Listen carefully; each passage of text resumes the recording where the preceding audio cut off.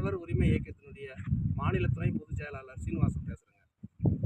அனைத்து தமிழக விவசாயிகளுக்கும் உழவர் திருநாள் நல்வாழ்த்துக்கள், தை திருநாள் நல்வாழ்த்துக்கள்னு சொன்னாங்க. அந்த மாதிரி சொல்லிக்கிறதுல எங்களுக்கு கொஞ்சம் வருத்தமாக தான் இப்போ இருக்குது.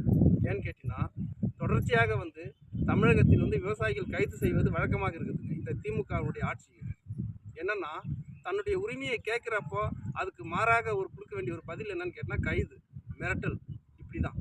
இப்போ பார்த்தீங்கன்னா, தமிழக விவசாயிகள் பாதுகாப்பு சங்கத்தினுடைய நிறுவனர் ஈசன் முருகசாமி அவர்கள் உட்பட 9 விவசாயிகள் இன்னைக்கு கோவை மத்திய சிறையில் அடைக்கப்பட்டிருக்கிறார். எதற்காக அவர் கைது செய்யப்பட்டார் அப்படின்னு சொன்னால், தமிழக மக்கள், பொதுமக்களும் சரி, விவசாயிகளும் சரி, நீங்கள் நல்லா கொஞ்சம் யோசிங்க. அவங்களுடைய உரிமை தான் அவங்க கேட்டாங்க. ஒரு கிலோவுக்கு ₹6.50 கறிக்கு வழிக்கு அவங்க கொடுத்துருந்தாங்க. ஆனால் அவங்க கட்டுப்படி ஆகாதுங்க, நீங்கள் 20 ரூபா கொடுங்க ஒரு கிலோவுக்கு அப்படின்னு தான் அவங்க கேட்டாங்க.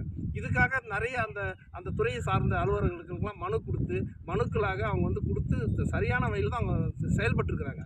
ஆனால் அதை பரிசீலனை பண்ணாமல் இன்றைக்கி பார்த்தீங்கன்னா, பொங்கல் திருநாள், தை திருநாள்னு சொல்லுவாங்க. இந்த மாதிரி ஒரு சூழ்நிலை கூட அவங்க பார்த்தீங்கன்னா கோவை மத்திய சிறையில் அடைக்கப்பட்டு சிறையில் இன்றைக்கி பார்த்தீங்கன்னா 9 விவசாயிகள் சிறையில் இருக்காங்க. இது மிகவும் கண்டிக்கத்தக்க ஒரு விஷயங்க. ஆனால் எங்களுடைய கோரிக்கை என்னன்னு கேட்டிங்கன்னா, இந்த விவசாயிகள் பாதுகாப்பு சங்கத்தினுடைய கோரிக்கை என்னன்னு கேட்டிங்கன்னா, எந்த ஒரு நிபந்தனை இல்லாமல் அவர்கள் உடனடியாக சிறையிலிருந்து வெளியே வர வேண்டும். இதுதான் எங்களுடைய கோரிக்கை.